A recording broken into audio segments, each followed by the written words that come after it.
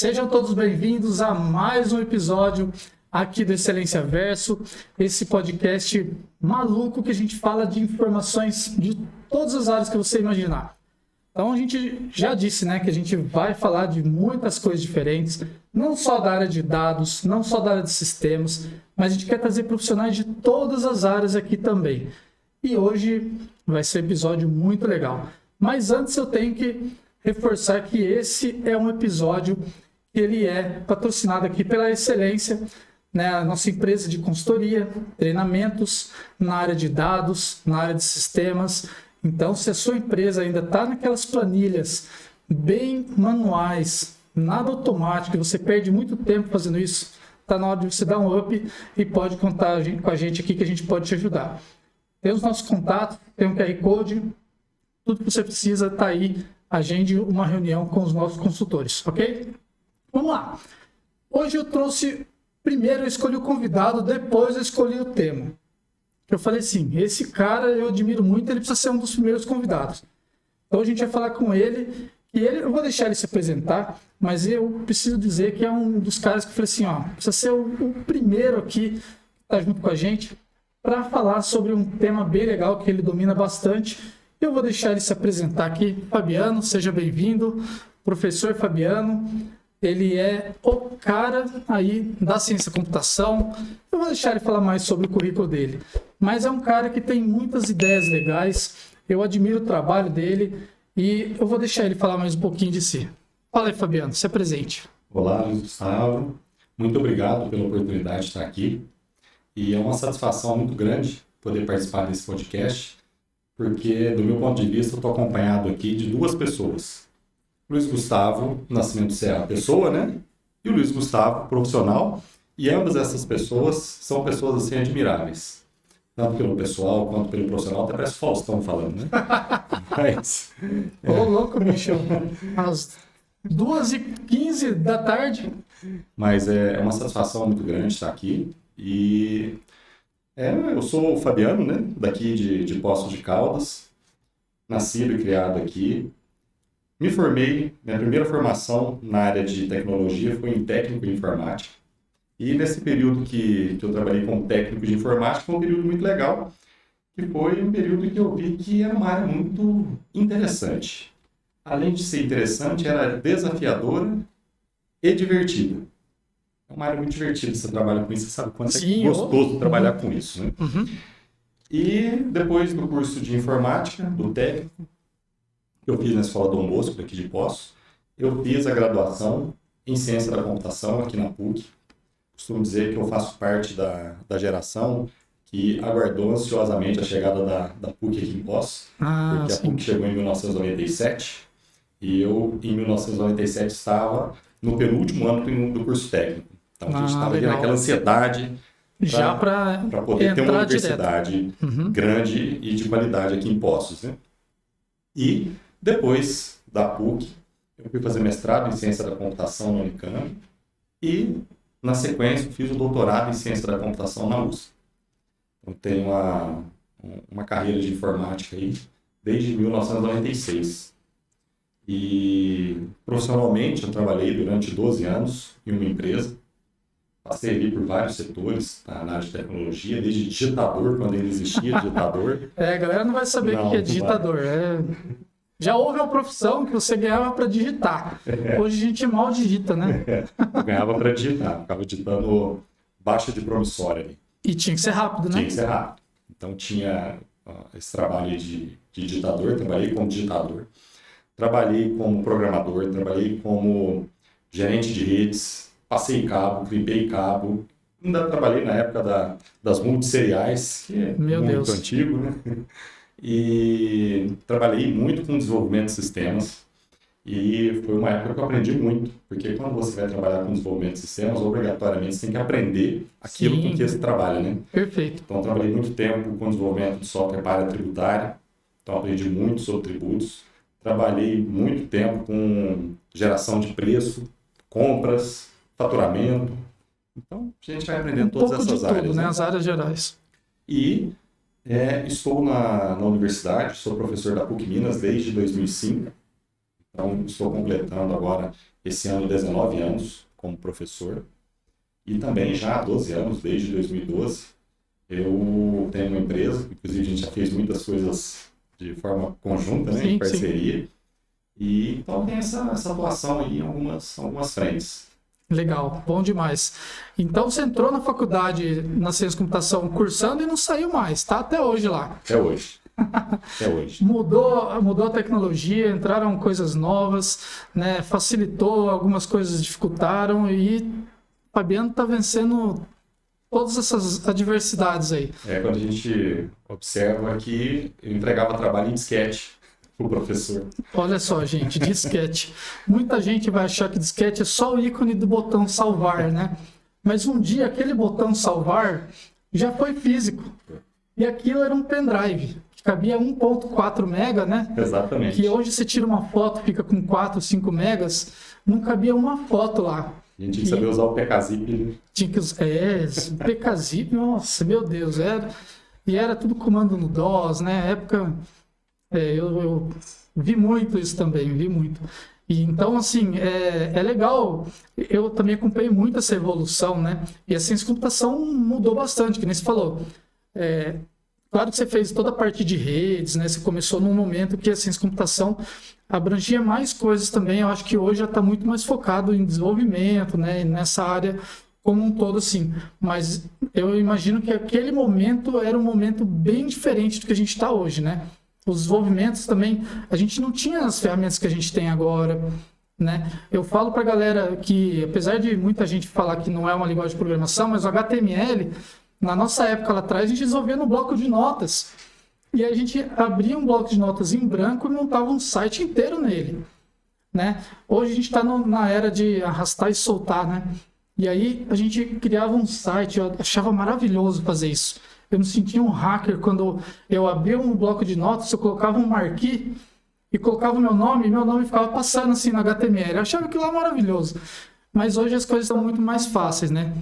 Mas nem por isso a gente não tem desafios também, porque as coisas estão mais fáceis, mas também a gente tem outras dificuldades, né? Por exemplo, segurança, né? E eu imagino que isso deve ser um ponto chave, né? Hoje na ciência da computação. Fala um pouquinho para a gente da sua trajetória. Você comentou um pouco por cima, né? Trabalhou com isso e tem um ponto muito legal que eu gosto. Você falou que eu observo bastante. É que a pessoa de TI, a pessoa de ciência da computação, o pessoal acha que ele manja só de programação. É o cara que sabe escrever código, né? Mas fala um pouquinho pro pessoal da experiência que você teve com a área de negócios. Você falou que aprendeu faturamento, aprendeu a parte de precificação, e a pessoa que vai se dar bem, ela tem que entender isso, né? Qual que é a sua opinião sobre isso? Eu acho que quando a gente trabalha com desenvolvimento de sistemas, é uma oportunidade que a gente tem de realmente aprender e aprofundar em várias áreas, né? Eu lembro a primeira vez que eu vi uma fórmula de cálculo de preços. E eu sempre fui, assim, muito curioso para compreender de forma mais profunda, né? O que ele está fazendo, né? O que aquilo está fazendo? Na hora que eu comecei a entender aquela fórmula, eu disse, nossa, que legal isso, que bem bolado, né? Isso aqui. E você vai aprofundando. Aí você vai trabalhar, por exemplo, eu trabalhei com cálculo de custos. Na hora que você vai trabalhar com cálculo de custos, você começa a entender como que realmente aquilo funciona, né? Sim. Às vezes a gente ouve alguém falar que é o ICMS capado, né? E o que é isso? Que é isso, né? Que frase esquisita é essa? Aí você entende que é você subtrair o crédito do ICMS do custo, né? Aí você fala assim, cara, agora faz sentido, né? Eles Talvez falam muito... muito... uma expressão mais técnica, né? Por dentro, por fora, né? Tem umas coisas assim, né, que eles falam. Então, e você começa a conviver com diversos setores da empresa. Sim. Porque o analista de sistemas, você está desenvolvendo um sistema, uma aplicação, um módulo para o compras. Você tem que sentar ali e entender como funciona o compras, senão você não consegue implementar. Sim.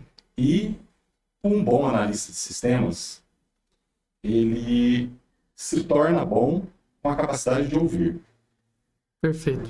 Porque ele precisa ouvir o que o usuário está falando para que ele consiga entender e muitas vezes até ter a humildade de saber que ele não está entendendo. Perfeito. Porque uma coisa que a gente vê é que entre o que o teu usuário está pensando e o que ele está falando, pode ter uma perda. Já começa aí. Ele pensa no A e verbaliza o B. Exato. E aí, nós vamos ouvir o B. Pode ser que a gente entenda o C, O C. e na hora de codificar, a gente codifica o D. O D, exatamente. É um ponto importantíssimo isso. Então, você desenvolve ali uma capacidade de escuta, de indagação, de resolução de conflitos, né? Muito. Que é comum, você chega lá, apresenta o sistema, a pessoa fala assim, mas não é isso. Sim, perfeitamente. É um ponto que você precisa saber lidar com o teu usuário, saber como contornar aquilo. Então, é um aprendizado assim, que vem de várias vertentes, né? Sem dúvidas. Você falou, é crucial isso, porque o que o cliente fala é uma coisa, e às vezes ele não precisa do que ele está falando, né? Muitas vezes a gente tem que sugerir uma alternativa melhor que aquilo. Que nem você falou, ele pensou no A, falou o B. Mas você ouvindo o B, você pode ter entendido o C, ou você pode chegar na conclusão que o que ele precisa é o J. Então você pode chegar ali e falar, olha, não é nem isso, tem uma outra alternativa para aquilo, né? Acho que esse é um ponto importante que a gente tem que saber sugerir também. Exato. Porque o cara que chega, ele quer resolver o problema. Só que a gente tem que saber ouvir, né, que nem você falou, e sempre lembrando que o especialista é a pessoa que está do lado de cá, né? Quando você vai no médico, tem gente que já chega no médico e fala, tô com isso, e já me receita isso. Mas o médico fala, não, calma aí, o médico aqui sou eu, né? Então a mesma coisa tem que acontecer na nossa área, né? Sim. Não adianta já a pessoa chegar, tô com esse problema e já mostrar o que quer fazer. Então você falou um ponto crucial aí, saber ouvir, né? E ter a humildade também de falar, não entendi. Né? Eu falo muito isso em reunião, quando a pessoa fala, olha, eu só vou fazer uma fórmula na hora que eu entender. Porque se eu não conseguir entender o que essa fórmula está fazendo, tem o nosso nome que está ali, né? Exato. Imagina só, você faz um cálculo, você falou de imposto, de qualquer tipo de tributo, qualquer informação dessa. Você faz um cálculo errado. E aí fica o teu nome ali naquilo, né? Por mais que vai ter uma validação, né? Tudo aquilo, mas já foi um transtorno maior, né? Então, acho que essa questão ela é importante para o pessoal entender que faz muito sentido você ter que ouvir e ter essa oportunidade que você falou de estar junto, né? De estar junto com a pessoa e aprender, a oportunidade dela aprender, né? E me fala um pouquinho mais da graduação da ciência da computação. O que a pessoa aprende? A pessoa entra lá, a gente espera que ela esteja, no mínimo, alfabetizada digitalmente, né? E tem interesse ali já sabendo para onde vai o caminho do curso. Mas o que a pessoa aprende de fato numa faculdade dessa? É uma questão que é muito legal com que a gente trabalha. Você vê, eu trabalho ali com alunos já há 19 anos, né? A gente pensar em semestres, que a gente conta em semestres, são 38 semestres. Muita gente. Muita gente. Muita gente. E a gente carrega um slogan, já há muitos anos, que é o slogan da educação que transforma. E a gente vê que isso realmente é o que acontece. Uhum. Porque nós recebemos alunos ali que nunca fizeram um printf de um Hello World na tela. Nunca. Em 4 anos, essa pessoa sai um cientista. Do zero absoluto a cientista.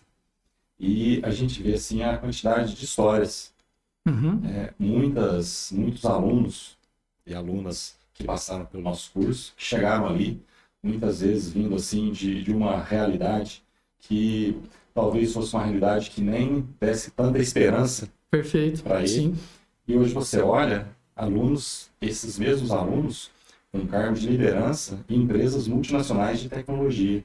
Muito bom. Então, é realmente uma transformação pela educação, né? Sem dúvidas. E é talvez a forma mais bonita que a gente vê de transformação pelo conhecimento. Sem dúvidas, isso é sensacional.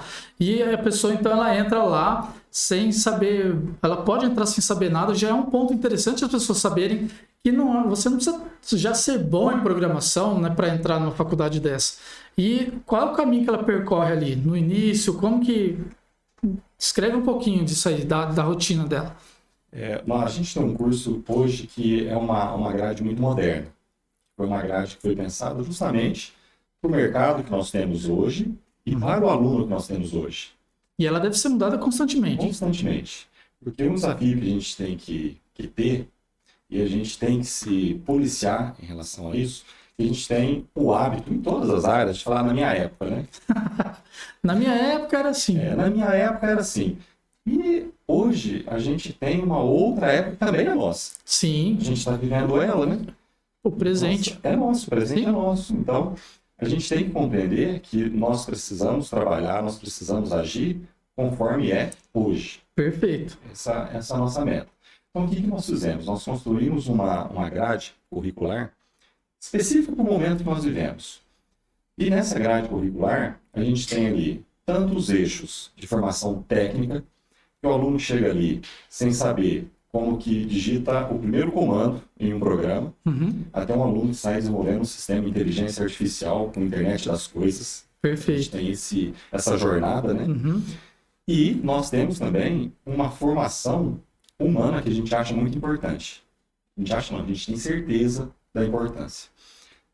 Eu gosto muito, sou até repetitivo, respeito de uma frase que uma vez eu ouvi, eu falo para os alunos justamente isso. Não basta ser bom, é preciso ser do bem. Perfeito. Porque quando você vai trabalhar numa empresa, você vai trabalhar com tecnologia, mas você vai trabalhar com tecnologia para pessoas e com pessoas. Perfeito. Sempre. Então nós precisamos formar um bom cientista, mas nós temos que formar também uma boa pessoa. Perfeito. E o que é fantástico, a gente recebe os feedbacks dos empregadores, que recebem os nossos alunos, e com frequência eles dizem o seguinte: os alunos de vocês são muito bons de lidar. São pessoas que vêm trabalhar com a gente e são bons de lidar. Ter humildade, sabe argumentar, sabe lidar com o contraditório. Isso é muito bom. Que é fundamental. Então, nesse curso, a gente trabalha isso para quê? Para formar realmente um profissional. A pessoa em si. Exatamente. Ele precisa ter o quê? Ele precisa ter competência, ele precisa ter o conhecimento, ele precisa ter a habilidade, ele precisa ter a atitude. Isso é E a gente trabalha maravilhoso. Porque o que tem de arrogante por aí da nossa área de TI, né? Olha, eu vou te falar, a gente enfrenta pessoas de todas as áreas de TI, da área de TI de várias empresas, de vários segmentos. E o que tem de gente arrogante, eu acho que é perfeita essa abordagem aí. Então a universidade, isso não é só no nosso curso, na universidade inteira. Como todo. Essa preocupação, essa formação dessa pessoa, formação humana. Então isso, a gente, com o passar dos anos, a gente já chegou aí a uma conclusão de que é um grande diferencial dos nossos alunos. Perfeito. Isso é maravilhoso. Olha, faz muita diferença, realmente, a pessoa ser boa de lidar, né? E eu falo que isso é mais importante que o conhecimento técnico. Porque o conhecimento técnico você treina. Agora, isso daí é difícil quando você pega uma pessoa que já está com os maus hábitos ali, né? É difícil você pegar uma pessoa que tecnicamente é boa e ela é difícil de lidar e você tem que treinar essa área de soft skill, né? Então, vocês fazem um equilíbrio legal ali, né? Acho que é perfeito. E a pessoa, ela sabe, então, programar. Vocês devem ter uma dificuldade de tantas linguagens e tecnologias que estão sendo criadas, né? Agora, em 2023, teve um boom aí do ChatGPT que surgiu facilitando. E como que vocês acompanham tudo isso? Um acompanhamento que a gente precisa observar em duas vertentes dentro da universidade, né? Quando a gente fala do ChatGPT, muita gente até arrepia, né? Nosso amigo Gepeto, né? Porque o que acontece? Realmente é uma ferramenta que o aluno pode usar para ter uma postura nada profissional durante os cursos. Perfeito. Por quê? Ele pode utilizar o ChatGPT para fazer aquilo que ele deveria fazer como aluno. Por ele. Por ele. Uhum. Porque, obviamente, a gente tem o péssimo hábito de seguir aquele caminho que é o mais simples, né? O mais simples nem sempre é o melhor para nós mesmos. Claro. E o que acontece? Além da formação ali do programador, do especialista em redes, do especialista em inteligência artificial, A gente precisa também formar uma pessoa que saiba escrever bem. Sim. O que é assim, algumas coisas assim que deixam a gente, às vezes, assustados. Você recebe um WhatsApp e você não entende o que a pessoa está falando na mensagem. Sem vírgula, sem ponto. Você recebe um e-mail, você não entende o que a pessoa está fazendo. Como que uma pessoa dessa vai escrever, às vezes, um relatório técnico para deixar aquilo para um sucessor dela, para uma outra área. Documentar, né? Documentar. E a gente estimula os alunos a produzirem relatórios, etc. Estou falando até além da área de computação, outras áreas também. O que pode acontecer? Pode acontecer, sim, o aluno utilizar o chat GPT para escrever alguma coisa para ele. E é interessante, a hora que a gente bate o olho, a gente sabe. O cara escreve no Zap, né, sem acentuação nenhuma, e o trabalho dele chega todo bonitinho. Você já fala, opa, tem... Isso eu vejo muito, sabe aonde? No LinkedIn. Eu já postei isso lá no LinkedIn sobre isso. Eu falo assim, gente, a pessoa não escreve desse jeito. Aí do dia para a noite aparece um artigo maravilhoso ali. O que tem de gente usando o LinkedIn, postando coisas que o chat GPT escreve. É impressionante. Mas dá para saber, né? Dá para saber.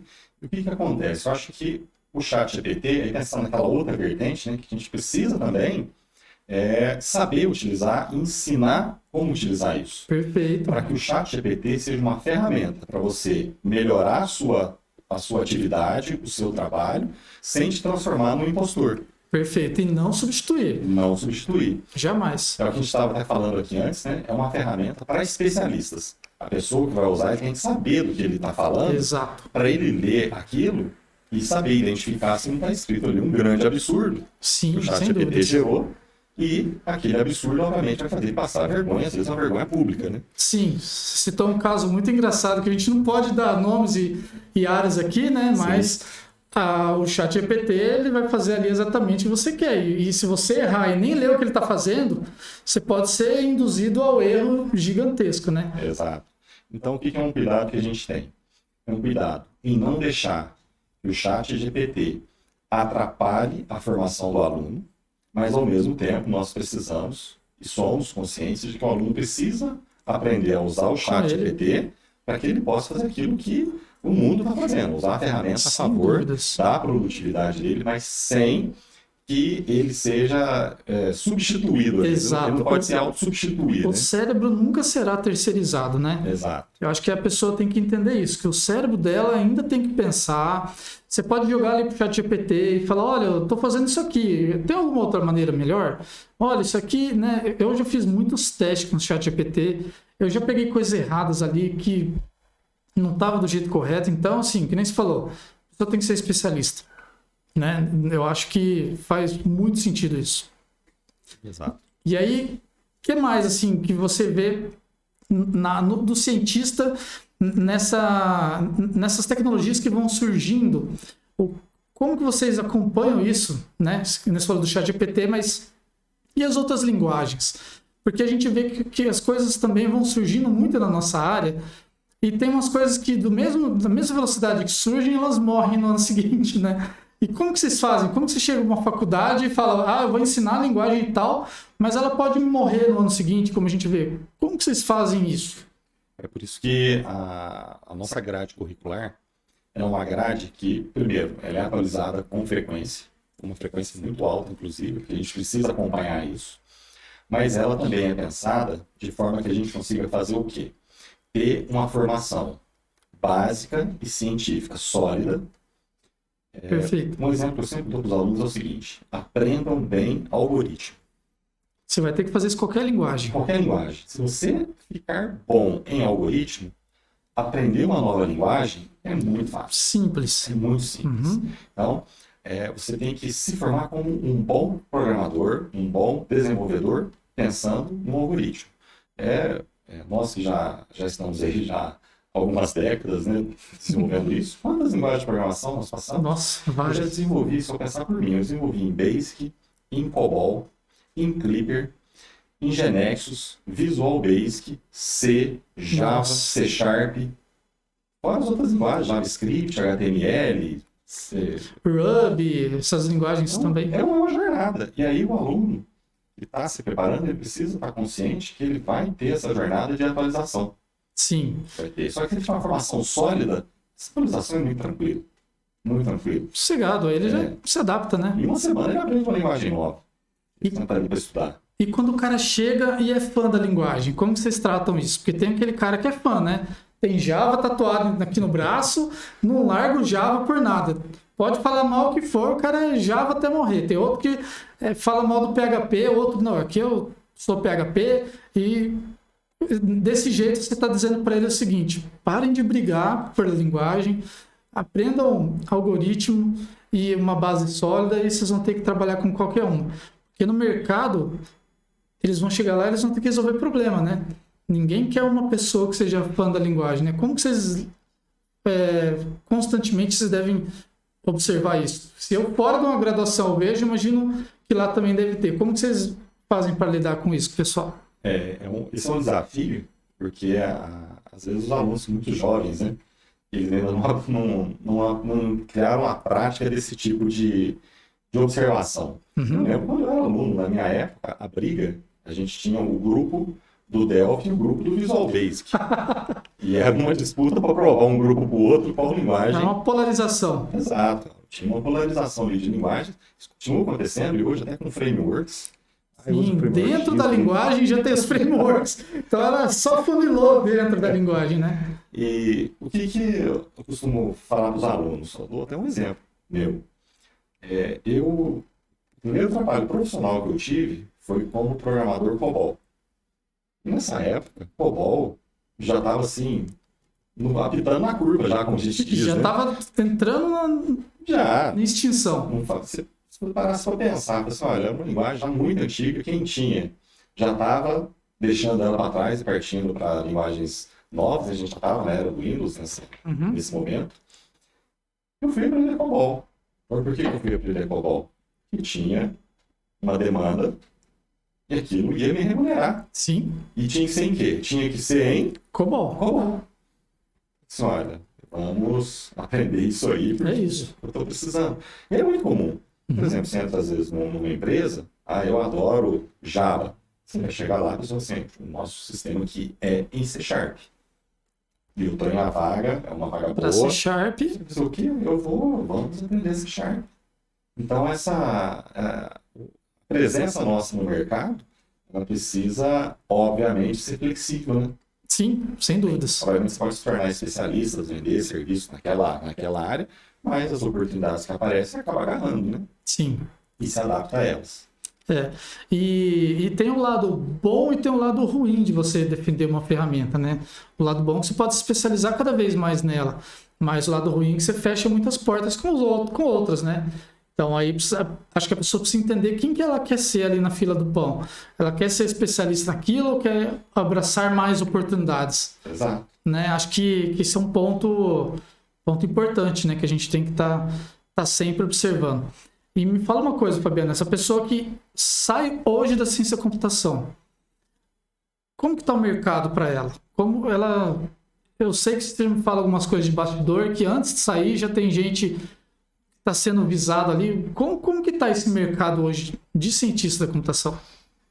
Hoje, esse mercado de cientista da computação, inclusive, é um mercado estratégico em termos internacional.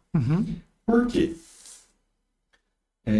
A gente está vivendo um momento de uma alta digitalização. Perfeito. Uma análise que às vezes eu faço muito, principalmente com os alunos que estão entrando no curso, a gente vê como a computação vem modificando. Né? Você imagina, lá, década de 60, década de 70, quando nós tínhamos aí os computadores de grande porte, para fazer uma conta demais. Que custavam milhões para fazer uma conta demais. Um HD do tamanho dessa sala fazia uma conta demais. De menos não, só demais. Aí eu sempre levo para um raciocínio assim, imagina uma máquina dessa, que custava milhões. Vamos imaginar que no nosso contexto de Poços de Caldas, que a gente tem aí 170 mil habitantes, quantas máquinas dessas nós teríamos espaço aqui? Quem teria condições de comprar essa máquina? Vamos pensar em empresas, instituições? 10? No máximo, e olha lá, hein? Imagina, para esse mercado onde nós tínhamos essas máquinas de grande porte, Pensando na cidade do tamanho que ela é hoje, nós teríamos ali espaço para umas 10 máquinas. Sim. Quando vê, final da década de 70, começo da década de 80, começam a aparecer e ganhar força os computadores pessoais. Perfeito. A gente saía de um momento em que nós tínhamos um único computador para ser usado por várias pessoas, para ter um computador usado por uma pessoa. Perfeito. E é importante dizer que nessa época, quando se falava de cada um ter um computador em casa, as pessoas falavam, para quê? Exato. O que cada um vai fazer com o computador? Como assim, computador pessoal, né? Sempre se repete, né? Sempre. Essas dúvidas, né? Sempre. E a turma do contra sempre está ali, né? E aí é um ponto importantíssimo. E a gente vê, a hora que a gente foi para o computador pessoal, a gente tinha um mercado para ter um computador dentro de cada casa, igual você falou. Poços de Caldas deve ter o quê? Umas 80 mil casas? 75 mil casas? A gente pulava de um mercado de 10 computadores para um mercado de 75 mil computadores. Então, olha só como que esse mercado da computação veio se comportando. Sim. De repente, nós fomos para a era dos smart tudo, né? Sim. Smartphone, smartwatch. Internet. Exato. Imagina só, eu estou aqui nessa conversa nossa, aqui comigo. Eu estou com 2 dispositivos computacionais, um relógio, um smartwatch Perfeito. e um smartphone. Dentro do meu carro eu estou com o meu laptop, eu estou com ele lá, então eu estou andando na rua nesse momento com Conectado em 3 computadores. Então aí você pega o seguinte, nesse momento, as 170 mil pessoas, você multiplica por 3. Sim, sem dúvidas. Para ter o potencial de dispositivos. Eu vi alguém falando, uma notícia, na verdade, falando que a gente já tem quase 300 milhões de chips no Brasil, a gente tem 220 milhões de habitantes. Então, pensando que nem todo mundo tem um celular, então a gente já tem, né, muitas coisas. E aí, nesse momento, a gente inverteu. A gente agora, nesse momento, a gente inclusive já está avançando nele, já há um bom tempo estamos assim. De 2010 para cá, isso começou a ganhar muita força. Onde nós temos uma pessoa com vários dispositivos. Então, esse mercado ficou muito grande. Sim. Só que agora a gente já está dando mais um passo. Investindo e colocando internet nas coisas. Perfeito. Que é a IoT. Ou seja, eu tenho uma pessoa que já tem vários dispositivos, essa pessoa tem as coisas dela, e essas coisas agora passam a ter internet. E conecta com tudo. Então, esse mercado vai ficando muito grande, muito grande, muito grande. E nós precisamos do quê? De gente para programar isso tudo. Perfeito. Por isso que isso vira um tema de preocupação nacional. Sim. E aí, nesse sentido, voltando, porque eu contei toda essa história para falar do quê? Do tamanho da demanda que nós temos por desenvolvedores. E aí, aqui no Brasil, nós temos uma questão peculiar, que obviamente para quem se forma é ótimo, mas em termos de mercado nacional é preocupante. As universidades não conseguem formar profissionais em número suficiente para a demanda. Então a gente já tem um déficit. Perfeito. A quantidade de vagas que são abertas é muito maior do que a quantidade de alunos que nós formamos. Só que aconteceu o quê? Em 2020 nós tivemos a pandemia, que obviamente foi um momento mais triste da nossa história recente, um momento trágico, mas que trouxe algumas mudanças. Uma delas, o home office. Quase que a forceps. O home office vinha ganhando espaço, com a pandemia ele foi implantado a forceps. Sim. As pessoas conheceram, gostaram, as empresas conheceram, gostaram, e o que aconteceu? A barreira geográfica ela foi rompida.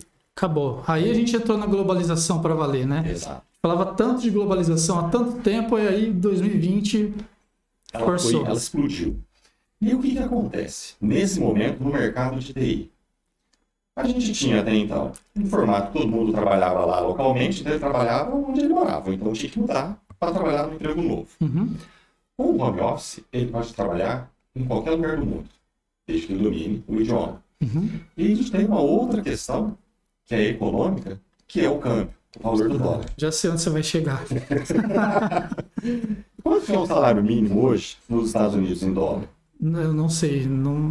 Vou colocar um número aqui, $1.300. Quem que você contrata nos Estados Unidos com qualificação por um salário mínimo? Ninguém. Você não vai nunca conseguir contratar um programador para trabalhar por $1.300. Perfeito. Só que você pega esses $1.300 e manda para um brasileiro. E manda para o Brasil, você multiplica os 1.300 por 5. Acabou. E é por isso que acontece o quê? Hoje, a gente fica até assustado, porque a mudança foi muito rápida. É verdade. A gente tem alunos de sexto, sétimo período ganhando R$18 mil. Trabalha para os Estados Unidos, para a Europa, e o cara tá aí em casa, sentado de boa, trabalhando para a Europa, às vezes faz uns horários um pouco diferentes, Estados Unidos ali, e tá ganhando em euro e converte para o Brasil, o cara tá... Exatamente. E aí a nossa demanda interna, que já é alta, a gente fica mais restrito ainda, e aí também aumenta a demanda, né? Aumenta a demanda. E aí o que acontece? Fica difícil de você, pensando na empresa, de concorrer pelo profissional, porque quem está pagando esse profissional em dólar, primeiro, ele ganha em dólar também, ele recebe lá em dólar, Sim. e ele tem a vantagem da conversão, que faz com que esse valor chegue aqui valendo muita coisa. Sim. E a hora que você tem a empresa, que às vezes uma empresa de médio porte, que não tem um mercado, talvez a remunere tão bem. Ela tem muita dificuldade em competir para pagar um salário Sem dessa dúvidas. forma para o desenvolvedor. Então, hoje eu converso, teve um empresário que procurou a gente na universidade para pedir ajuda disso. Eu te falo assim, de coração aberto, eu fiquei com pena do empresário. Ele falou para mim o seguinte, assim, olha, eu tinha 8 programadores, sobrou um e não consigo contratar mais nenhum, não consigo. Senão tem que pagar muito caro, fora do valor competitivo da empresa se manter. Exato. Então, são hoje os profissionais que trabalham na área de desenvolvimento, com TI, com programação, etc., são profissionais que realmente estão vivendo um momento que, mesmo nós da área, quando a gente projetava os melhores cenários, que a gente imaginava que teria uma demanda no cenário, mas nunca desse jeito. Nunca imaginava. Nunca imaginava desse jeito. E também é importante dizer, né, Fabiano, que, primeiro, não é para todo mundo também, né? Que a pessoa também tem que ter uma experiência nisso, né? Eu falo que vaga tem, mas também tem gente desempregada. Porque aí não adianta a pessoa não se dedicar, não concorrer com aquilo do jeito certo, né? Então, eu falo isso porque na nossa área de BI acontece isso também. Mesma coisa, né? Tá tudo ligado ali, né? Se tem mais programador, o programador está gerando dados para um banco de dados e a gente analisa. Então, a gente está na segunda etapa do que vocês fazem lá. Só que, assim, tem muita vaga que não acha pessoas e tem muitas pessoas que são superficiais e não conseguem entrar nas vagas. Então, eu também imagino que deve ter aquele profissional que forma, mas também não desenvolve do jeito certo, né? Vocês conseguem verificar isso também? Sem dúvida, sem dúvida. O que acontece? Você falou muito bem, as vagas estão ali, só que elas demandam o quê? Qualificação. Não é qualquer um, né? Não é qualquer um. Você precisa, até a forma simples, é estudar. Perfeito. Você precisa estudar. E uma vez que você estuda, você está comprometido em se manter ali atualizado, fazer curso, fazer treinamento, frequentar uma universidade, você vai fazendo o quê? Você vai indo para um grupo menor de pessoas. Perfeito. E aí a gente cai naquela lei da oferta e da demanda. Né? Então você vai caminhando para esse grupo das pessoas com maior qualificação e isso, obviamente, é o que favorece você ter uma melhor colocação profissional que te leva a um melhor salário. Que no final das contas, a gente, assim, de forma objetiva, todo mundo quer ganhar bem. Sim. E é justo, é legítimo isso. Perfeito. Só que, para você ganhar bem, você tem que entregar alguma coisa de valor para quem está te pagando.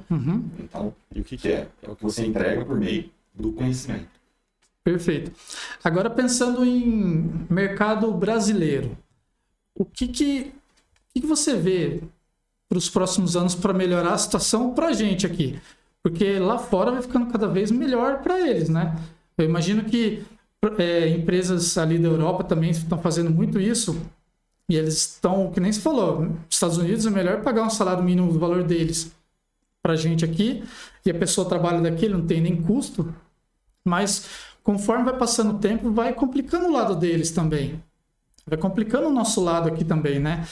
O que você vê aí de soluções, de coisas que podem acontecer para melhorar a nossa situação aqui? Não estou falando fazer a galera ganhar menos, mas o que a gente pode melhorar nisso? O que você vê?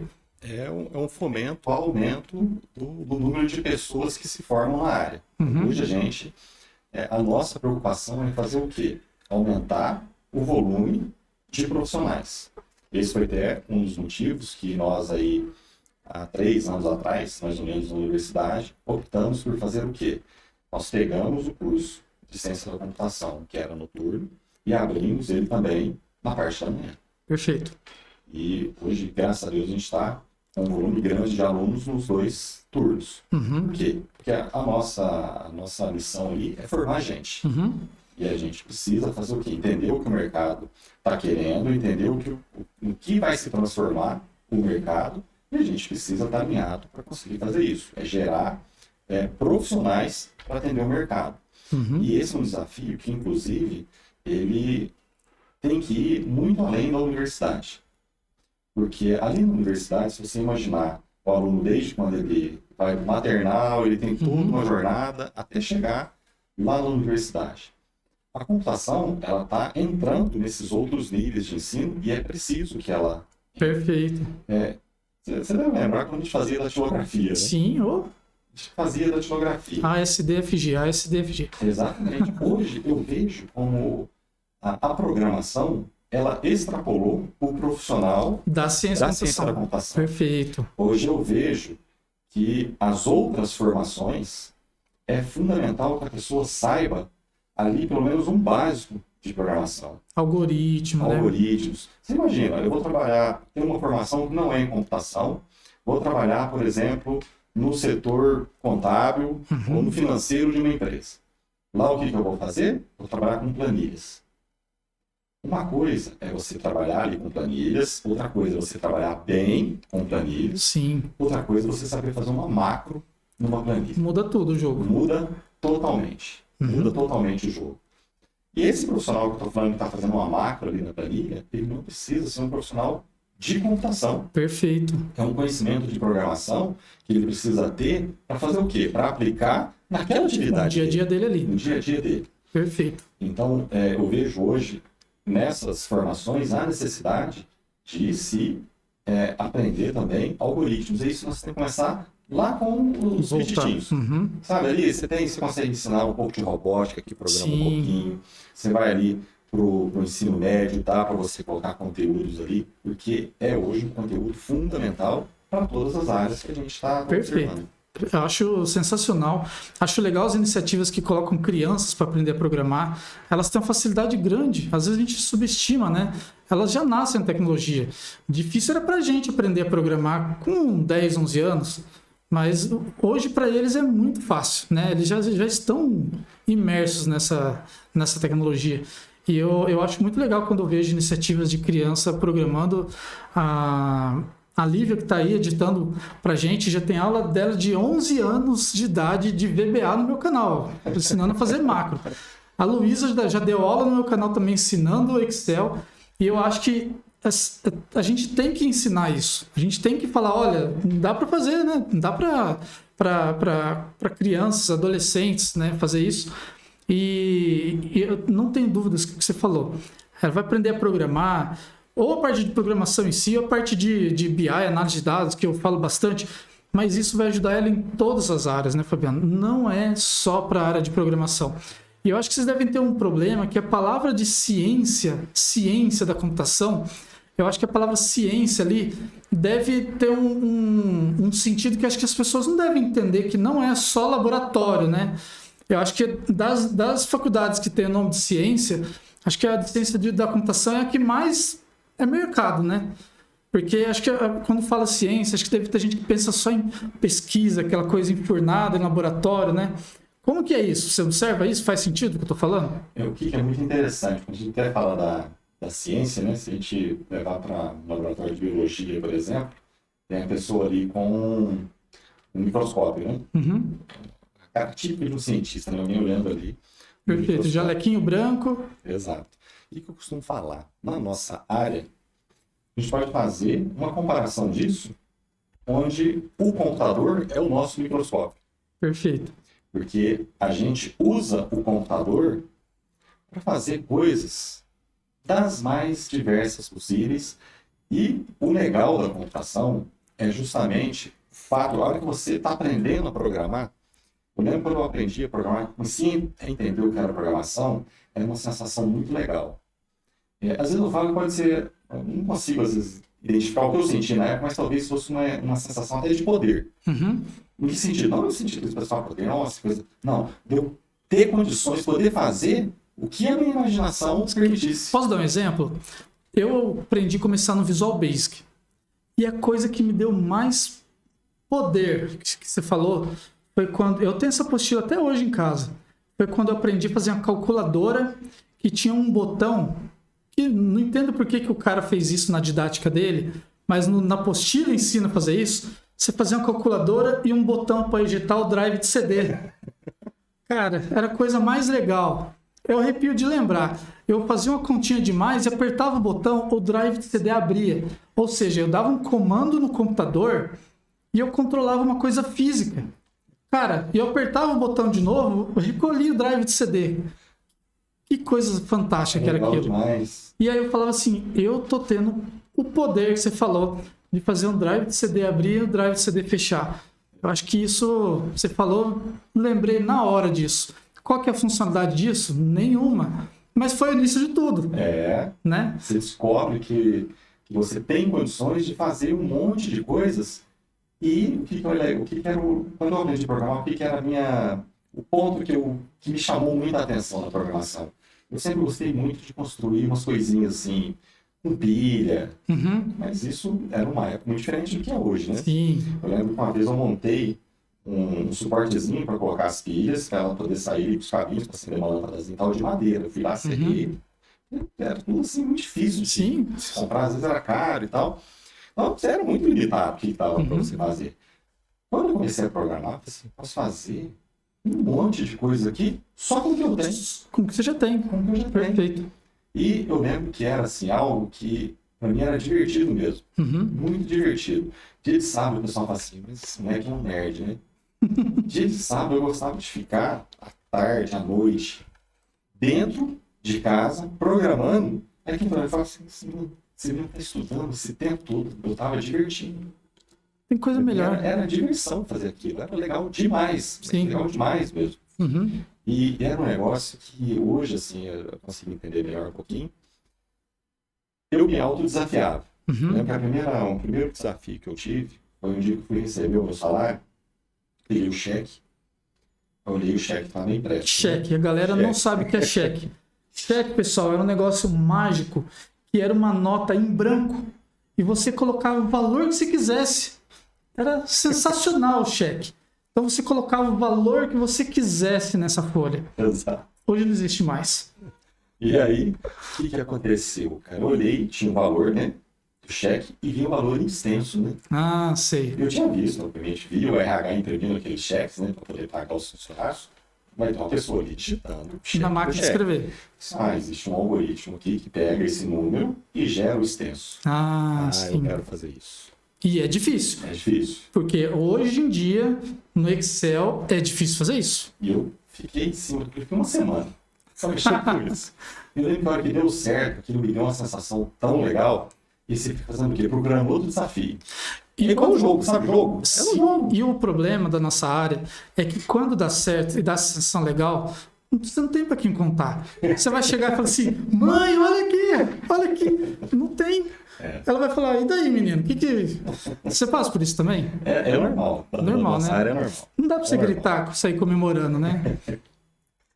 Mas é uma área que realmente te dá essa oportunidade, né? Mas você tá falando de outro... Aí você vai falar de outro desafio.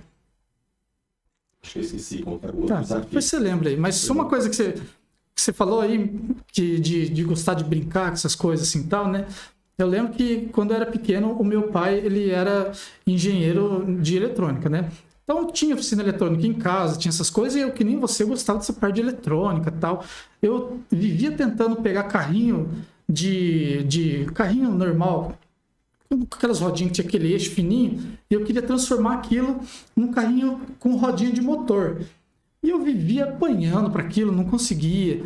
E aí, uma vez eu consegui fazer o carrinho para frente e para trás. Aí eu tentei elaborar um esquema sozinho, né, para tentar virar as rodinhas, mas não conseguia fazer nada. Aí eu lembro que uma vez eu tentei fazer um barco. Eu falei assim, se eu tenho um motorzinho, eu consigo colocar esse motorzinho num barco. Fiz um barco lá de isopor com papel, coloquei o barco para funcionar, afundou, queimou tudo, fiquei pé da vida, já desisti. E realmente essa sensação que você falou de falar, nossa, eu não tenho mais que ficar mexendo com essa tecnologia e tá tudo embarcado, né? Tá tudo dentro do computador aqui. Eu clico nesse botão, não quero mais ele, eu deleto ele, né? Então a gente tem que mexer com fio, né? Eu hoje gosto de mexer com essas coisas também, de fio e tal, mas o computador tá tudo ali prontinho, né? Tudo Isso ali. é maravilhoso. Tudo ali. Eu estava falando disso, lembrei de uma história. Eu devia ter uns 8 anos. E minha mãe tinha um ferro de passar roupa. E o cabo teve um problema lá, cortou o cabo e colocou outro cabo. Então ficou aquele pedaço do cabo jogado lá, tinha a tomada e 2 fios soltos lá. E minha mãe passando a roupa depois que trocou o cabo, eu olhando para aquilo assim, a energia que deve esquentar o ferro, né? Olhando para aquilo. Aí, era um domingo. Foi todo mundo assistir Silvio Santos. Né? Meu pai, minha mãe, minha irmã, tudo lá na sala. Eu tinha um daqueles brinquedinhos, sabe? Aqueles que você tinha uma hélice, você puxava assim, a hélice subia. Era de plástico, né? Eu tive a curiosidade, pensando, se esquenta, se enrolar o fio aqui nessa hélice, pôr na tomada, e vai derreter, né? O pessoal assistindo o Silvio Santos, eu lá tinha um corredorzinho, eu lá fui lá, passei o fio na hélice de cá, passei na hélice de lá, era de plástico, né? Coloquei na tomada. Fiquei esperando, e olhando. Nada de derreter. Nada. Assim, sabe que tem que emendar um fio no outro? Ah, pronto. Curto. Fui lá, emendei um fio no outro e coloquei na tomada. Rapaz, Caiu tudo. nossa, foi um tiro, deu um tiro. Naquele dia, você acha que pra mexer com isso, eu vou ter mais cuidado. O primeiro choque a gente nunca esquece. E aí, sério, eu realmente sempre fui mais cuidadoso, mexer com isso. Só que a hora que eu comecei a mexer com programação, eu vi que rodei, deu errado, pode jogar o que é errado, marrom, roda de novo. Então, assim, é um trabalho que você pode ficar ali na tentativa e erro, que, obviamente, dependendo da aplicação, você Sim. tem. Mas o que a gente está fazendo quando está aprendendo, cara, você vai fazendo, vai testando, o que pode acontecer ali? Nada de grave, né? Exatamente. Então, te dá muita liberdade para você ficar ali na tentativa, né? Sem levar choque. Sim, eu acho. Mas eu também já fiz muita cagada em montar computador. Queria tirar memória, e queria colocar HD, e a HD não funcionava, aí você tinha uma memória que não funcionava, invertia a memória, e já fiz muita bagunça dessa também. E aí, na época dos computadores, hoje a gente usa mais notebook, né? Aí eu não entendia nada e queria montar computador e invertir o cabo do HD, aí a fonte dava problema. Eu fucei muito nessa vida, levei muito choque, estraguei muita coisa, já perdi memória. Nossa, na nossa época tinha umas fake news também, né? Ah, a memória tá ruim, limpa ela, lava com não sei o quê. E, nossa, já fiz muita dessas coisas assim. E a gente acaba experimentando, né? Tentando ali fazer isso acontecer, né? Mas é o que nos dá a confiança de sempre procurar desafios novos. Você falou de desafios, né? Acho que isso eu sempre falo para os alunos. Eu ensino a fazer o A e o B. Você não pode parar no A e no B. Você tem que tentar fazer o C, né? Eu falo assim, você vai tentar seguir só o que eu estou fazendo aqui, você não vai ser o melhor profissional do mundo. Na faculdade é a mesma coisa, né? O aluno que sai bem empregado, que já sai mais capacitado, ele não para só ali, né? Ele está sempre procurando, né? Tem alunos que você vê que você já olha e fala, isso aqui procura coisa a mais, né? Como que você vê isso? Você vê um potencial na hora de indicar para empresas? Como que você vê isso lá, assim? Como que... Isso é fundamental. A gente fala assim, aquela pessoa ali tem sangue no olho. Já sabe. Você já sabe. Você vê pela postura, às vezes pela forma de fazer as atividades, fazer os exercícios, fazer os trabalhos.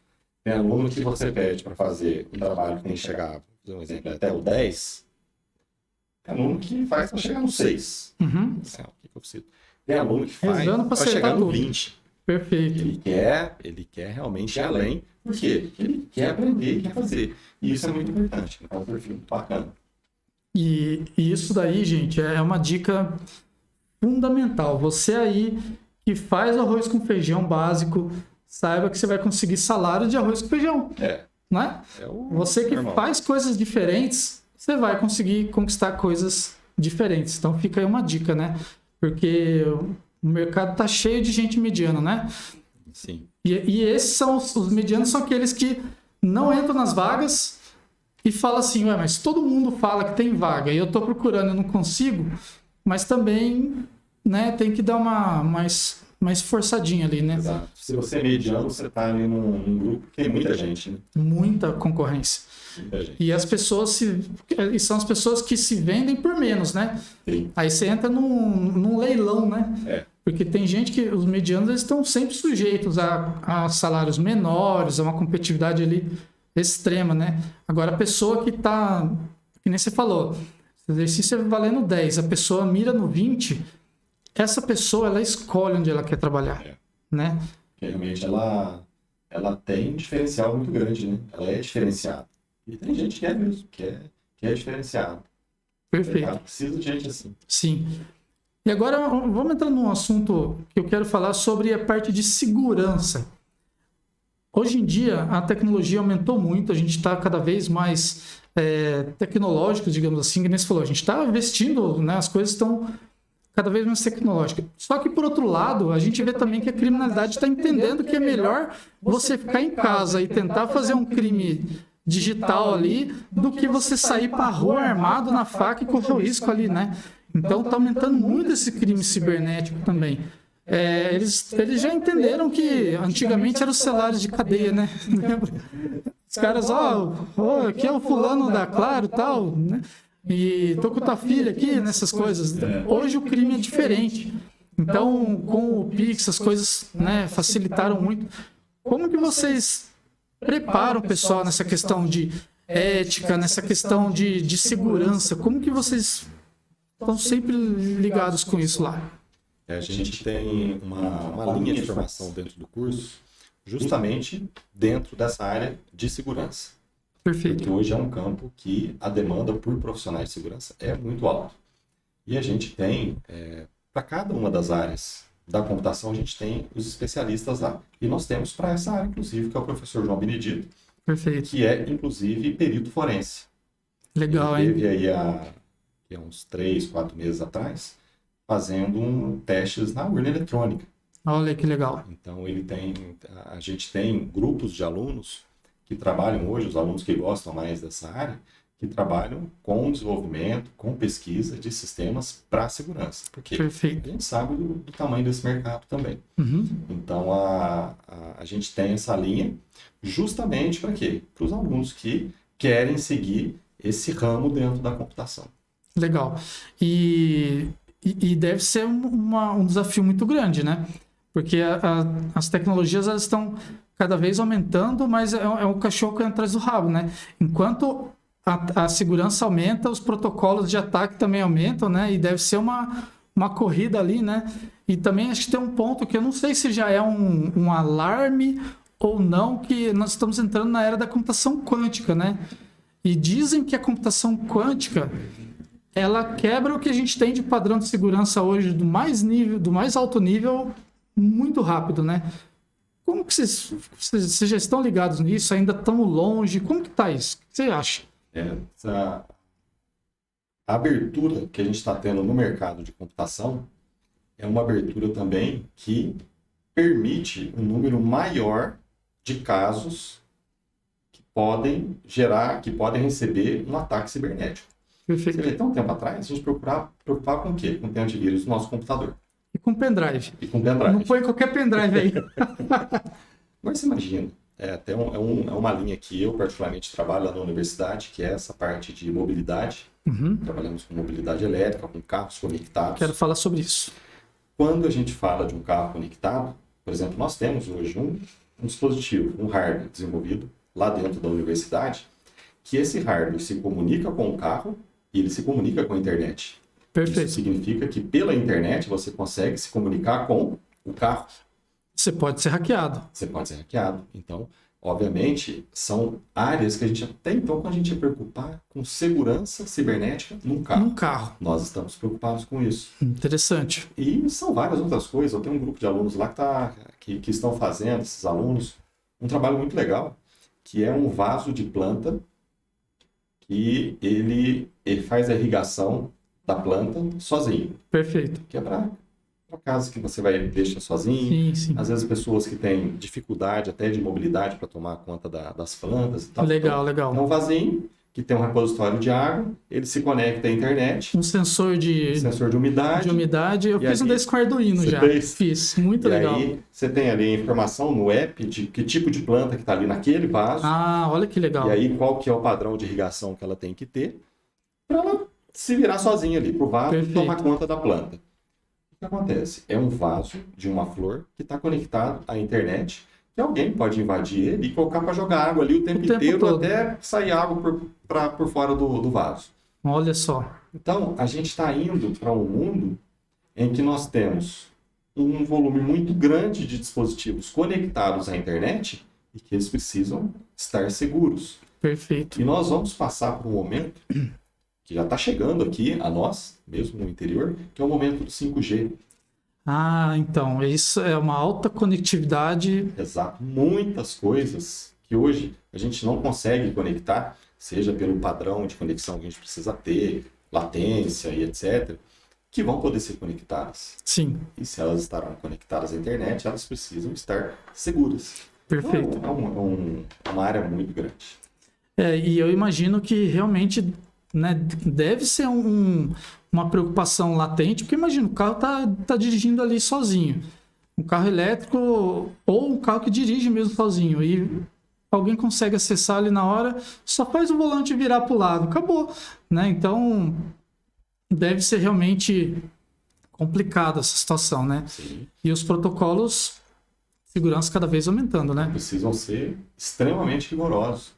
A gente já tem aí carros que tem a tecnologia Drive-by-Wire, que você consegue fazer os controles fazer o controle do carro mesmo ali via comandos.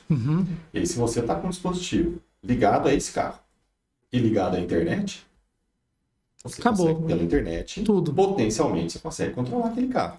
E aí você precisa ter segurança para que esse controle aconteça só por quem deve controlá-lo. Por isso que as nossas urnas eletrônicas não estão ligadas à internet, porque a gente sabe que é uma porta, né? Sim. É uma porta de entrada ali e o que você falou, essa questão de carro, tudo, né? Tudo hoje é possível, né? Se tá ligado à internet, tem uma chance, né? Exato. A gente fala que nada é 100% seguro, tudo depende da determinação da pessoa de fazer acesso àquilo, né? Mas então vocês têm os protocolos já pensando nisso, já para travar, para a pessoa não conseguir, né, acessar aquele veículo, acessar aquilo, e eu imagino que já também o outro lado começa a pensar em como quebrar isso, vocês têm que estar ali... É uma corrida. É uma corrida, né? É uma corrida. Eu imagino... Ela não para, né? Você tem que ficar o tempo inteiro buscando estar à frente. Perfeito. Quem estiver na frente vai ganhar. Então você precisa estar à frente do criminoso. Perfeito. E aproveitando isso, né, existe também a pessoa que aprende a hackear e usa isso para o bem. Sim. Né? A gente tem os como que chama? Bug bounty, são os caras que caçam bugs e reportam para as empresas e ganham uma grana. Eu esqueci o nome agora. Sabe que coincidentemente hoje eu almocei com um pessoal que esse pessoal contratou um grupo de hackers, só que são esses hackers profissionais, né, vamos dizer assim. Do bem. Trabalham com o quê? Você dá para ele o desafio, para esse grupo, para eles tentarem quebrar, para você medir o seu nível de segurança. E é até um trabalho que a gente já tem planejado fazer, que é um desafio também para quebrar a segurança de alguns elementos que a gente tem dentro dos nossos projetos. Legal. Fazer um desafio para os alunos. Assim, olha, tá conectado à internet. Vamos ver aí quem que consegue chegar mais longe nesse processo. Até para a gente aprender, medir, né? Medir. Então, é uma atividade que acontece. Eu imagino que, às vezes, tudo que você pensa, tô pensando nessa porta de entrada, nisso, naquilo, e o cara já pensa numa outra que você não imaginou, e às vezes ele entra numa facilidade, né? Eu vejo que tem gente que ganha uma grana, né? O bancos, né? Fala assim, ó, quem invadir, mostrar a vulnerabilidade ganha tanto, e a galera fica ali, né, se matando, e eu imagino que deve ser um ponto interessante, né, de usar essa questão de trabalho, não só para trabalho, né, e não só o hacker ali de invadir, fazer maldade com alguém, né. Então acho que isso deve ser legal. Agora fala um pouquinho, Fabiano, da questão dos carros elétricos aí, que eu sei que você está envolvido nessa tecnologia. Eu acho isso muito legal. Explica para o pessoal aí tudo que vocês têm feito. Essa questão dos carros elétricos no Brasil é também uma questão estratégica. É que o projeto que nós executamos aqui foi um projeto que foi executado dentro de uma chamada da ANEEL.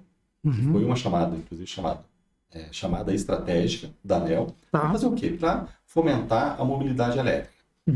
E a gente desenvolveu aqui coisas assim muito interessantes e que têm uma contribuição muito grande para o setor. A gente desenvolveu sistemas de recarga de veículos elétricos. Legal. Com algumas características exclusivas aqui da nossa cidade. Perfeito. Nós desenvolvemos um aparato de hardware e software envolvendo inteligência artificial para fazer a previsão da autonomia de bateria. Legal. Que é hoje um dos maiores desafios do setor de mobilidade elétrica.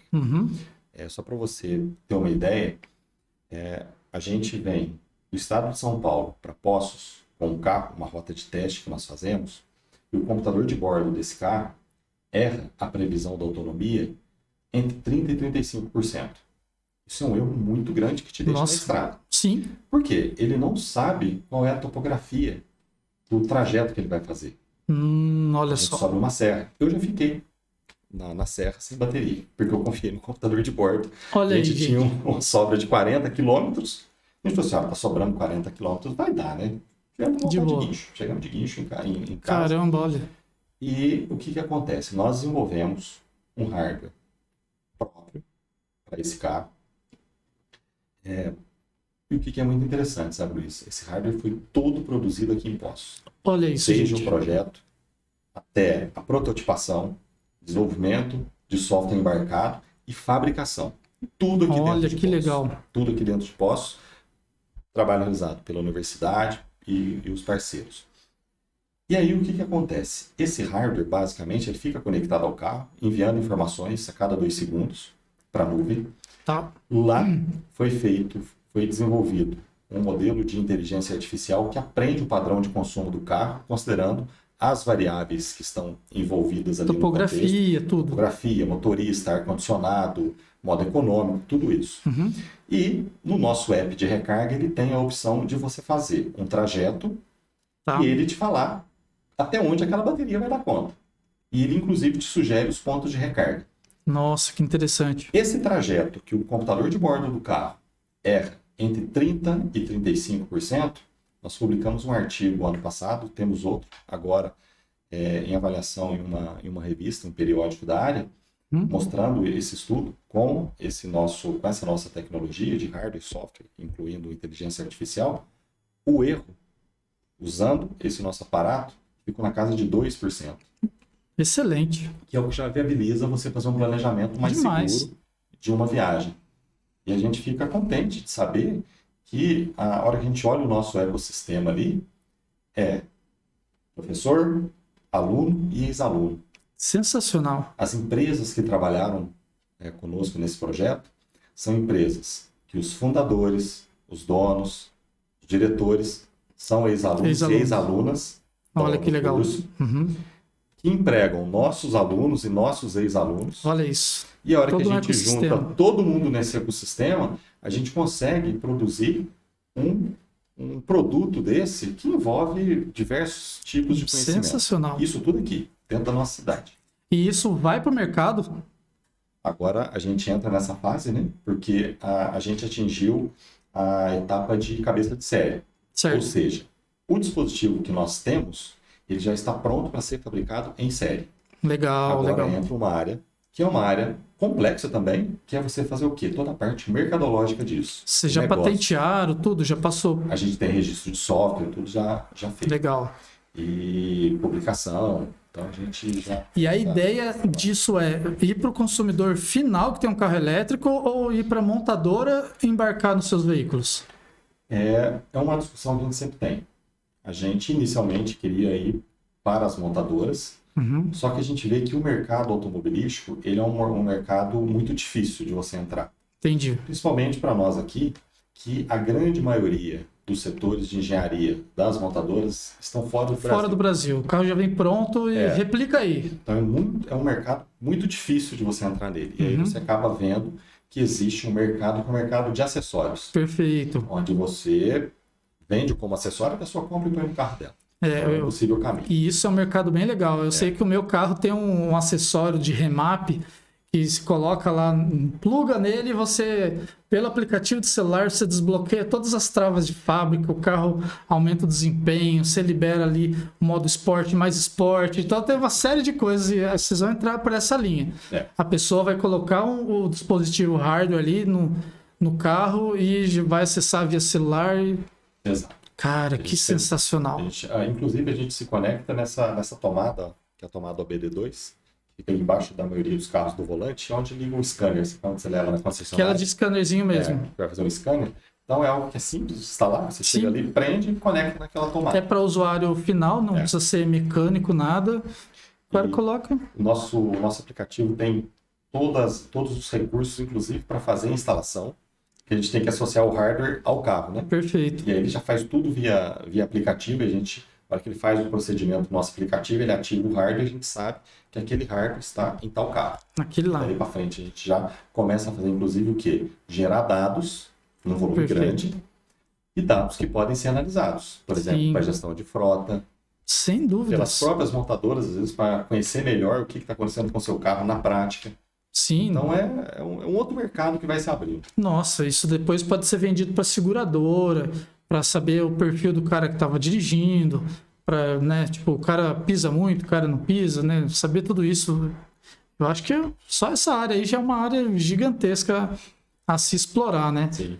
E fora isso também você está envolvido na parte de elétrica com as charretes, né? Fala para a galera aí como é que tá isso. Porque em Poços a gente mora numa cidade turística, uma cidade onde a gente tem aí as charretes que tem atração animal até hoje. Isso é uma grande discussão que existe aí na cidade, né? Gera problemas para todos os lados. E existe uma intenção grande da prefeitura de substituir as charretes de tração animal por charretes elétricas, né? Conta um pouquinho disso aí. Você sabe que essa questão das charretes foi talvez uma das maiores surpresas que eu tive na minha vida inteira. Quando a demanda chegou até nós recebemos a demanda, achamos interessante, senão vamos construir essa carruagem elétrica. E construímos a carruagem. E é parecido com a carruagem mesmo, bonita, né? Ficou bonito. Agora você falou carruagem, eu falei, é uma carruagem, não é uma charrete aquilo. Ficou muito bonita a carruagem. A gente imaginava que seria um trabalho assim, um trabalho legal, né? Só que nós não imaginávamos que daria a repercussão que deu. A quantidade de cidades que fazem contato querendo comprar as carruagens. Olha que legal. E o que acontece? O nosso grupo, né, que inclui os parceiros, se a gente tivesse capacidade produtiva, produzir aí uma centena de carruagens, vai tudo embora. Vender. Quantidade de demanda que tem. Cara, que legal. E realmente foi um acerto. Foi um acerto que veio da prefeitura, viu esse ponto como um ponto que precisava. Uma oportunidade. Nós, por exemplo, da área técnica, a gente acaba viabilizou. Vendo a parte técnica da coisa mesmo, né? Só que eu não tinha a menor consciência que era com essa amplitude, com essa profundidade, a questão realmente da charrete. Não, que a gente às vezes fica muito preocupado ali com a parte técnica mesmo. Mas realmente eles, obviamente, tinham dados, tinham estudos que sabiam disso. Então chegou para nós, qual é o nosso papel? Vamos construir essa carruagem, vamos executar isso aqui. E foi realmente assim, uma das melhores experiências que eu tive. Muito legal. E como que está hoje essa produção? Eu sei que a gente fala aqui na cidade e todo mundo está ansioso. E como é que está? Estamos perto? Como é que está isso aí? Eu fiquei muito retido ali na parte técnica mesmo, né? Desenvolvimento. Então, eu acompanho o que está acontecendo, muitas vezes pela própria imprensa, para saber o que está acontecendo, saem notícias, né? Então, eu sei que foi publicado um edital para fazer a aquisição dessas carruagens e, obviamente, esse processo deve estar em andamento. Então, se tem o edital... Isso não é com vocês mais. Com a gente, não. O nosso papel foi desenvolver o protótipo, Desenvolver, entendi. mostrar a viabilidade, mostrar como isso poderia ser feito e disponibilizar os dados desse protótipo para que a especificação para o edital pudesse acontecer. Uhum. E isso acaba abrindo um monte de coisa, né? Por exemplo, agora, o meu passatempo de final de semana, eu estou fazendo um carrinho elétrico para o meu menino, pro meu menino. Olha que legal. Menina. E aí é muito gostoso, você vai mexer com outras coisas, né? Sim. Comprei máquina de solda. Caramba! Máquina de corte, aprendi a soldar, aprendi serrar.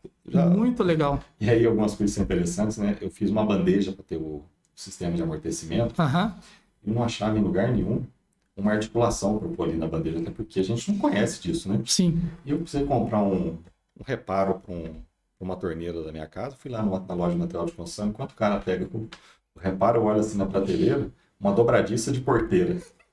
Perfeito, é isso. Eu falei assim, deixa eu ver essa dobradiça de porteira. Se não ranger muito, tá bom. Hoje, a articulação do carrinho que eu tô fazendo para as crianças lá em casa é com uma dobradiça de porteira e tá funcionando. É ótimo isso aí. E o que é o bacana? Esse carrinho hoje ele já é microcontrolado. Olha que legal. Ele já é microcontrolado, ele tem um microcontrolador. Perfeito. E agora eu tô precisando arrumar algumas coisas nele para melhorar, inclusive desempenho, etc. Mas já estou montando uma estaçãozinha com acelerador e um volantezinho de mesa para eu dirigir ele à distância. Que legal. Então, tipo aqueles carrinhos que a gente tem em shopping, que a criança fica e o adulto dirige. E só que construindo do zero. Esse é pela internet. Tudo pela internet. O que é a ideia de fazer com ele? É você colocar monitores, para quem está ali sentado num escritório, por exemplo, e câmeras no carrinho. E aí você vai vendo pelas câmeras e vai dirigindo o carrinho.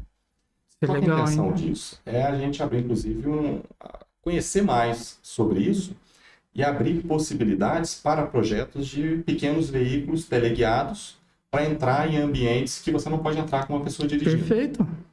E uma coisa vai puxando a outra. Eu estou com um projeto em execução nesse momento na universidade.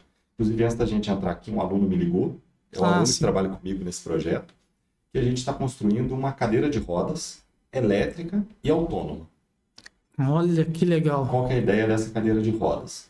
É que a pessoa que usa essa cadeira e que tem dificuldades em manipular o próprio joystick, por exemplo, uma pessoa que é tetraplégica ou que tenha comprometimentos neurológicos que impeçam ela de controlar, ela vai poder usar essa cadeira de forma autônoma por meio de comando de voz. Que sensacional. Então, ela está ali na sala, só quero ir para a cozinha. E aí essa cadeira leva ela até a cozinha. Eu vi um projeto que é uma coisa que vocês podem pesquisar de um cara que criou um mouse com o céu da boca. Ele criou um aparelho que põe no céu da boca e com a língua você vai mexendo e vai controlando as coisas. Você controla. Ó, sim. Dá para fazer um... Sim. Né? Essas ideias que a gente tem que ir juntando para ir criando os produtos que realmente são úteis para a comunidade, né? Sensacional, hein? E essa cadeira é o projeto que a gente está vendo ela hoje vendo esse projeto com muito carinho. E a gente sabe que esse projeto funcionando, a gente tem condições de impactar positivamente a vida de pessoas que, no final das contas, quando a gente fala de computação, a gente fala de tecnologia, isso só tem sentido se ajuda alguém. Perfeito. Senão não tem sentido algum. Exato. Então, por isso que até quando a gente tem as disciplinas lá de desenvolvimento de produtos com os alunos, o que a gente sempre deixa claro? Você não pode produzir a tecnologia pela tecnologia. Você tem que produzir a tecnologia pelo ser humano. Você tem que entender da pessoa. Você tem que conhecer o seu cliente. E tem as técnicas que a gente aplica para você conhecer quem é o teu cliente, quem que é a sua persona ali, que representa o teu público, para você fazer aquela solução que realmente seja útil. E aí, na cadeira, nesse momento, o que a gente está fazendo? Está desenvolvendo algumas simulações para que a gente possa entender como que é a melhor forma de construir essa cadeira, mas, ao mesmo tempo, trabalhando com outras áreas do conhecimento para a gente entender qual que é a real necessidade e como que eu consigo atender essa necessidade. Perfeito. E aí entra a vantagem da gente estar numa universidade grande. Eu falo ali que é muito fácil. Eu estou sentado na minha sala, se eu levanto e vou na sala do lado, eu estou com gente dos cursos da área de saúde. Se eu ando mais um pouquinho, vou para onde eu tenho o pessoal do curso das engenharias. Então, tudo que a gente precisa está ali dentro. Tá ali. E com gente que adora fazer isso. A gente, se você chega com um desafio, o brilho no olho aparece. Sem dúvidas. Assim, não, vamos fazer isso e funcionar. É o ambiente perfeito. É o ambiente perfeito. E aí, é muito gostoso de trabalhar quando é assim, né? Uhum. Cara, eu imagino que, olha, esses projetos aí, todos têm potenciais muito grandes. Eu gosto disso também, eu gosto bastante de pegar ideias diferentes e tentar brincar, assim, sempre fazer alguma coisa.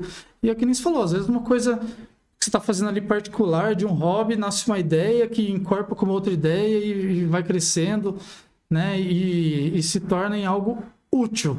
Porque não adianta nada a gente fazer alguma coisa que a gente acha que vai ajudar e chegar a pessoa e falar, não, mas não serve para mim, não serve para outro, não serve. Então, você não fez algo para alguém, você fez para você, né? Então, acho que isso é sensacional. Sim. Então, é muito legal saber que lá tem essa abertura de, então, colocar a mão na massa, né? Não só aprender ali a parte técnica, mas ter essa possibilidade de já sair formado e com um produto, né, iniciado ou concluído ali, né? Acho que isso é sensacional.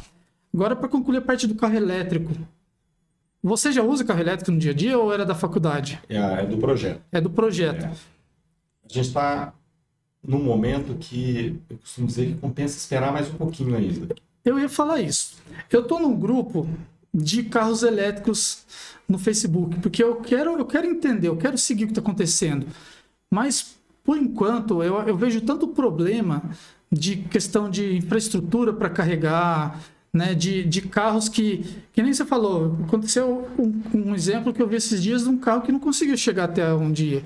O cara falou assim, eu vejo a placa, mas eu vou ter que pedir um guincho, porque não consigo virar ali, né, acabou antes. Né? Eu acho que ainda a gente precisa um pouquinho mais. Qual que é a tua opinião? O que eu vejo hoje? Para o nosso cenário do Brasil hoje, o ideal é o carro híbrido. Perfeito. O carro híbrido, eu acho que atende, porque você não fica apurado, porque você tem ainda o motor combustão. a combustão, Uhum. porque a gente é muito diferente da Europa, né? Porque Sim. na Europa os caras vão de um país para o outro, a gente vai de uma cidade para outra. Sim, verdade. Grande, né? Uhum. E a gente ainda não tem uma infraestrutura que seja suficiente para que a gente faça aí viagens com segurança. Longas. Essa iniciativa da ANEEL com as distribuidoras de energia melhorou demais esse cenário, né? Demais mesmo, nesses 4, 5 anos aí de execução desses projetos. Mas ainda a gente não tem uma cobertura que seja suficiente para você ter um carro 100% elétrico e poder viajar com tranquilidade. Você tem que planejar para poder fazer a viagem. Uhum. O que acontece? Se a gente tem uma família que tem condições de ter 2 carros, é bacana. Mas você tem um carro 100% elétrico e você tem um carro para a cidade, o elétrico para a cidade ou a combustão para você viajar. Mas a gente sabe que não é a realidade da grande maioria sim, das casas. Está lutando para ter um ali, né? Exatamente. Então, o híbrido hoje é um caminho. E por que eu falo que é o momento de esperar só mais um pouquinho? Você deve estar acompanhando que os preços estão caindo, né? Demais. Teve uma polêmica essa semana aí, mas isso está caindo. E os preços vão cair mais. Uhum. O que acontece? Existe um programa que é chamado de Programa de Controle de Emissões Veiculares. Esse programa começou lá na década de 80. Eles querem até 2030 reduzir. Tem várias metas. Uhum. E esse programa, ele acontece em fases. Hoje nós estamos na fase 7 desse programa.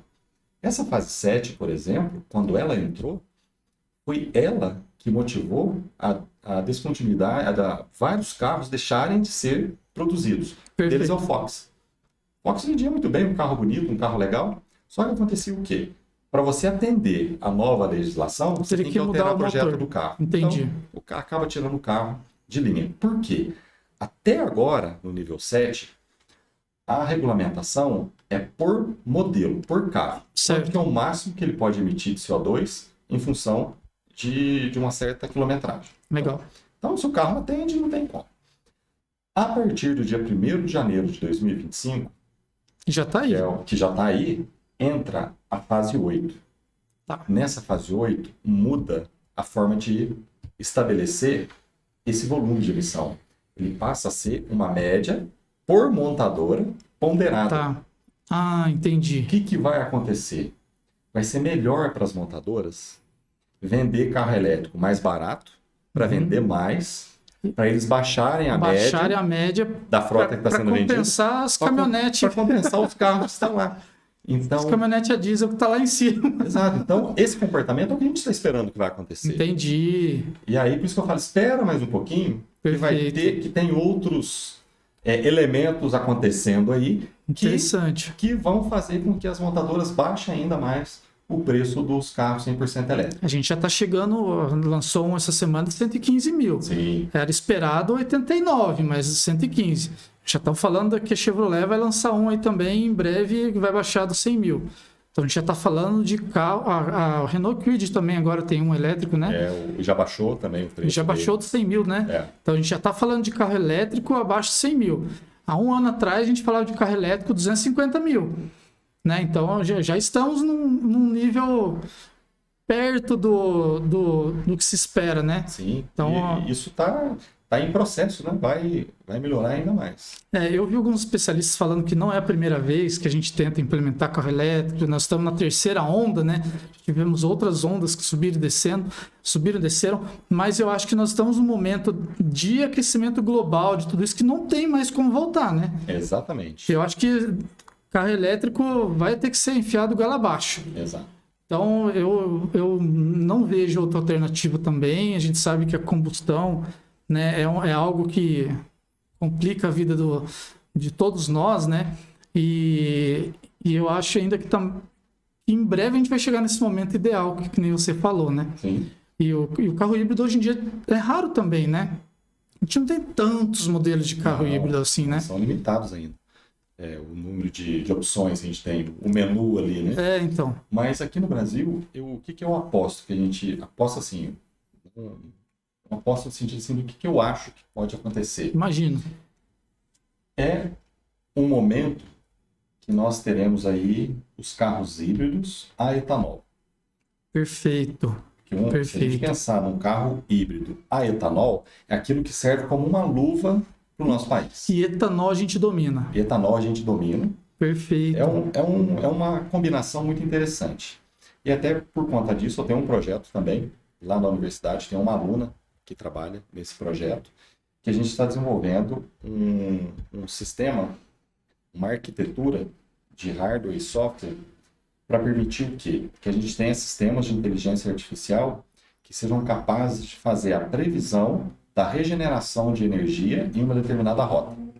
Olha só. Para quê? E aí esse nosso aparato já está fazendo a recuperação desses dados para colocar a informação dessa previsão no carro, para que isso chegue até o câmbio do carro, para que o câmbio possa, de forma inteligente, determinar qual que é o melhor ponto dele. Usar mais a combustão, usar mais o elétrico, em função do que ele acha que vai regenerar nos próximos quilômetros. Aí a topografia faz todo sentido, né? E a gente está fazendo isso, é uma aposta particular nossa ali do grupo, de que o carro híbrido a etanol é algo que pode se encaixar melhor no nosso país. A gente já está trabalhando nisso para contribuir de alguma forma. E a gente tem outras alternativas também. A gente atende um cliente no Mato Grosso que eles fazem o etanol do milho. Né? Então, cara, é outra pegada que a gente domina muito. A gente tem ali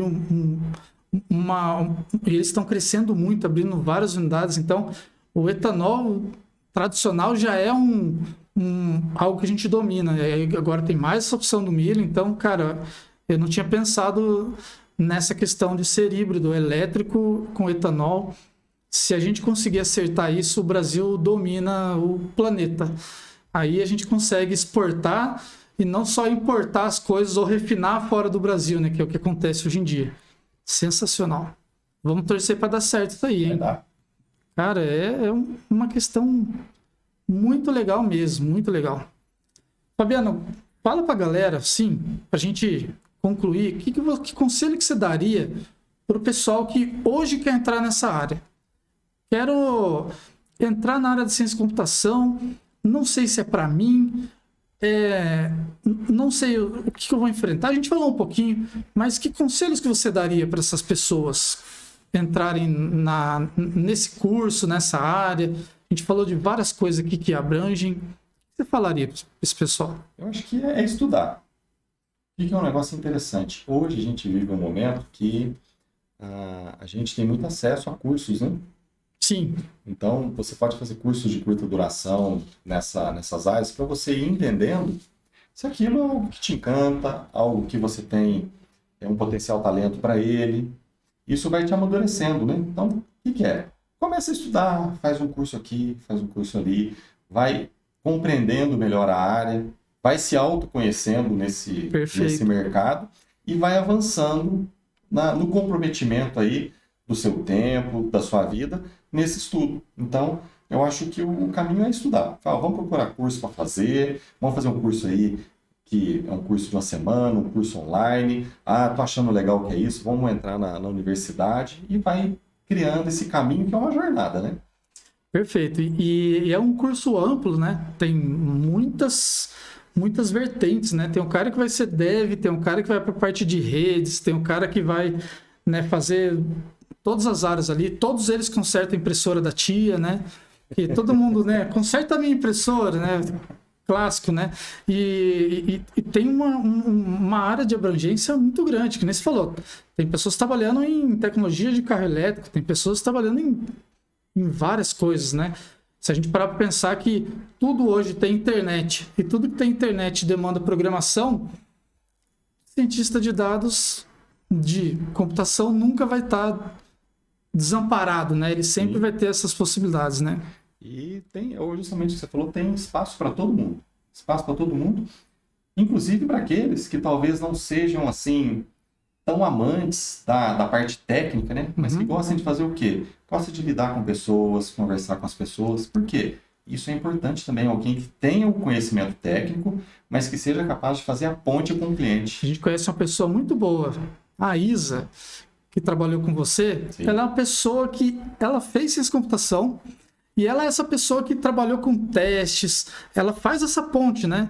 Então ela entende ali e também tem uma área das pessoas que fazem a parte de qualidade dos testes dos softwares, né? Então elas fazem os testes, elas fazem as análises, ela levanta o escopo, né? Às vezes o programador, eu sempre falo que tem uma dificuldade entre o programador e o cliente.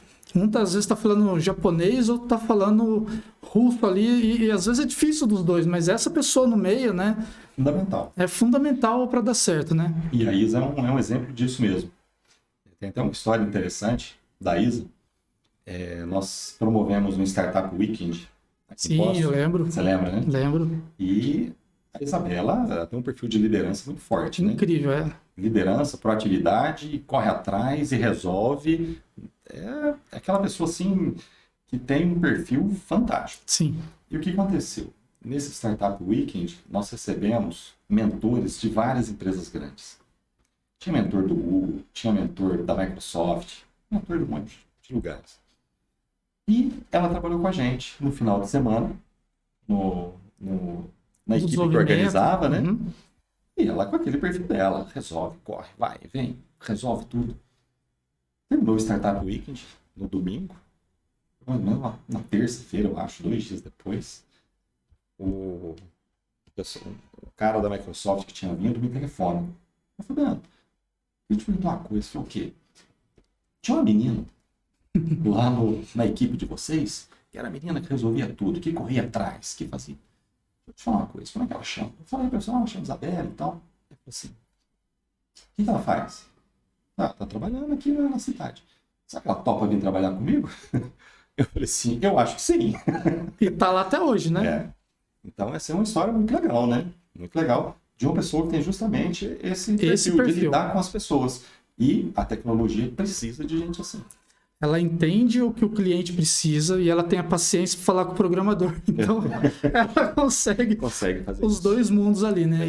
E é isso que você falou, não precisa ser técnico.